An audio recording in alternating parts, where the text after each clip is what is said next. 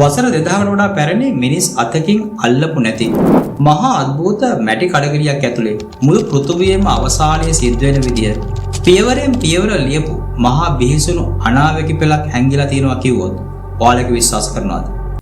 ඇත්තට මේක චිත්‍රපට කතාවක් නෙමෙයි. මේ දවස්වල මුළු ලෝකයේම ඉතිහාසඥයන්, ඒ වගේම විද්‍යාඥයන් පුදුම විදිහට කැළඹීමකට පත් වෙලා හොයපු ඇත්තම සත්‍යයක්. මේ සත්‍ය ඊශ්‍රායලයේ මල මුහුද ආශ්‍රිත ගුහා වලින් දැන් එළියට ඇවිල්ලා තියෙනවා. මුළු ලෝකෙම මේවා හඳුන්වන්නේ මල මුහුදේ ලියවිලි. එහෙම නැත්නම් Dead Sea Scroll කියලා. හැබැයි ඔබ කවදාද හිතුවද මේ අලුතෙන් හම්බ වෙච්ච රහස් පිටපත් ඇතුලේ ලියවිලා තියෙන නොදුරු අනාගතයේ වෙන්න නියමිත මහා දේශගුණික දඩුවම් සහ ලෝක අවසානයේ බියකර සලකුණු මොනවද කියලා. අද අපි කතා කරන්න ලෑස්ති වෙන්නේ වසර 2000 තිස්සේ කාන්තාරයේ අඳුරු ගුහා ඇතුලේ හැංගිලා තිබ්බ.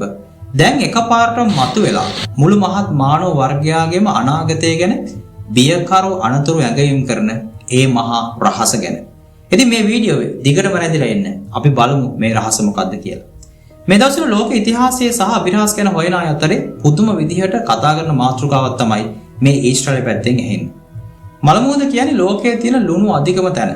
කිසිම ජීවියෙකුට ජීවත් වෙන්න බැරි මල මුහුද ආශ්‍රිත කොම්රාන් කියන පාළු කාන්තාරයේ ගුහාවලින් වසර දහස් ගණනට කලින් ලියවුණු අලුත්ම රහස් අත්පිටපත් කීපයක් පරීක්ෂකයන්ට හම්බෙලා තියෙනවා. අපි බලමු මුලින්ම මේ මල මුහුද ලියවිලි කියන්නේ මොනවද වගේම මේවා මුලින්ම හොයාගත්තේ කොහොමද කියලා. මේ කතාව පටන් ගන්නේ මීට දශක කිහිපයකට කලින්. ඒ කියන්නේ 1947 අවුරුද්දේ විතර. එක දවසක් එළුවන් බඳ ළමේ තමන්ගේ නැති වුණු එළුවෙක් හොයන්න මේ මල මුහුද ළඟ තියෙන පාළු පර්වත බෑවුමට ආවා. ඔහු එතන තිබුණු එක අඳුරු ගුහාවක නිකම්මට වගේ ගලක් අතහැරියා. එතකොට ඔහුට ඇහුනේ මහා අමුතු ශබ්දයක්. ඒක හරියට ගත්තොත් මැටි වළඳා බිඳිර යන වගේ ශබ්දයක්. ඔහු බයෙන් වගේ ඒ ගුහාව ඇතුළට රිංගලා බලද්දී එතන තිබුණේ විශාල මැටි කලගෙඩි සමූහයක්. ඒ කලගෙඩි ඇතුලේ සත්ව සමෙන් සහ පැබිරස් කොළ වලින් හදපු රෝල් කරපු පැරණි ලිපි දහස් ගණනක් ආරක්ෂිතව තැන්පත් කරලා තිබ්බා. ඉතිහාසඥයන් කියන විදිහට මේවා අවුරුදු 200කට කලින්, ඒ කියන්නේ ජේසුස් ක්‍රිස්තුස් වහන්සේ ජීවත් වුණු කාලේ මේ කාන්තාරේ රහසින් ජීවත් වුණ බවට විශ්වාස කරන එසිනුවරු කියන අద్భుත ආගමික කල්යක් විසින් ලියපුවා කියලා. ඒත් ඔබ දන්නවද එදා ඉඳන් අද වෙනකන් මේ ගුහාවලින් ලියකියවිලි දහස් ගණනක් හම්බෙලා තියෙනවා.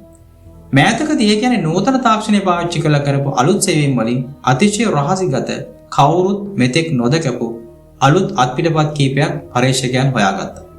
මෙන්න මේ අලුත් ලිපිවල පරිවර්තනය කරලා තමයි විද්‍යාඥයන්ගේ ඇස් උඩ ගියේ. මොකද මේ පැරණි අපුරු ඇතුළේ ලියවිලා තිබුණේ සාමාන්‍ය ආගමික කතා නෙමෙයි. ඒ ලිපිවල තිබුණේ ලෝකයේ ඉදිරියට වෙන්න නියමිත මහා විපර්යාස, දේශෝනික දඬුවම් සහ ලෝක අවසානයේ බියකරු සලකුණු ගැන මහා දීර්ඝ විස්තරයක්. ඕන් මේ ලිපිවලට දීලා තියෙන නම තමයි ආලෝකයේ දරුවන් සහ අඳුරේ දරුවන් අතර මහා යුද්ධය කියලා. ඒ කියන්නේ the war of son of light against the son of the darkness කියලා. හැබැයි මෙතනින් පස්සේ තමයි කතාව තවත් භයානක වෙන්නේ. මේ අනාවැකි වල කියවෙන විදිහට ලෝක අවසානයේ ළඟා වෙද්දී සබහාදහම මනුෂ්‍ය වර්ගයට එරෙහිව දරුණු විදිහේ කැරැල්ලක් ගහන්න පටන් ගන්නවා. අහසින් මහා ගිනි බෝල වගේ දේවල් පොළොවට පතිත වෙනවා. ඒ වගේම මුළු පෘථිවියේම දේශගුණය මිනිස්සුන්ට දරා ගන්න බැරි තරමටම උණුසුම් වෙන්න පටන් ගන්නවා. ගංගා ඇලදොලවල් වේලිලා යනවා. ඒ වගේම සමහර පළාත් සම්පූර්ණයෙන්ම මහා සාගර ජලයෙන් යට වෙලා යනවා කියලා මේ වගේ පැහැදිලිව ලියලා තියෙනවා. අද 2026 අවුරුද්ද වෙද්දී අපි දකින මහා ගෝලීය උණුසුම එකපාරටම එනවා කියන මේ එල් නිනෝ නැත්තම් ගම් වතුර වනාන්තරවල දකින්න තියෙන ලැබු ගිනි මීට අවුරුදු 2000කට කලින් කාන්තාර ගුහාවක ඉඳන් මේ අద్భుත මිනිස්සු ලියපු දේ අද සැබෑ වෙනවද කියලා ලෝකේ පුරාම සැකයක් මතුවෙනවා. ඒ විතරක් නෙමෙයි මේ ලිපිවල තවත් මහා පුදුමාකාර අනාවැකියක් තියෙනවා. ඒ තමයි මල මුහුද නැවත පණ ලැබීමේ හාස්කම.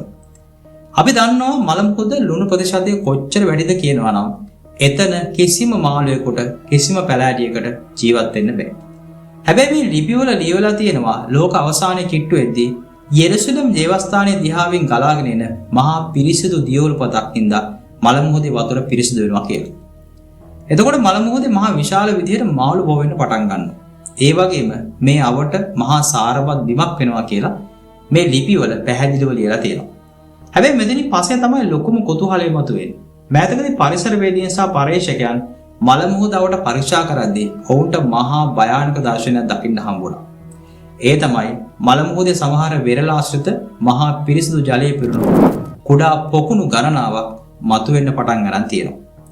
ඒ විතරක් නෙමෙයි ඒ පොකුණු ඇතුලේ කුඩා මාළු වර්ග වගේම හරිත පැහැති ඇල්ගී සහ පැලෑටි වැවෙන්න පටන් ගන්න තියෙනවා. අවුරුදු දහස් ගණනක් තිස්සේ මල මුහුදේ සිද්ධ නොවෙච්ච මේ අමුතු ස්වභාවය වෙනස් වීම අපි අර කලින් කතා කරපු ලිපිවල තියෙන බියකරු අනාවැකිය සැබෑවීමක්ද කියලා දැන් මුළු ලෝකෙම පුදුම වෙලා ඉන්නවා. හැබැයි ප්‍රශ්නේ තියෙන්නේ මෙන්න මෙතන. මේ මල මුහුදේ ලිපිවල ලියපු ඇසිනුවරු කියන මිනිස්සුන්ට අනාගතේ වෙන්න නියමිත දේවල් මෙච්චර මහා විනාශ දේවල් මෙතන නිවැරදි භාවයකින් ලියන්න පුළුවන් වුණේ කොහොමද කියන එක. ඒ වගේම ඔවුන් සතුව තිබුණේ මොන වගේ රහසිගත ඥානයක්ද කියලා මේ වෙනකොට ලෝකේ පුදුම වෙලා ඉන්නවා.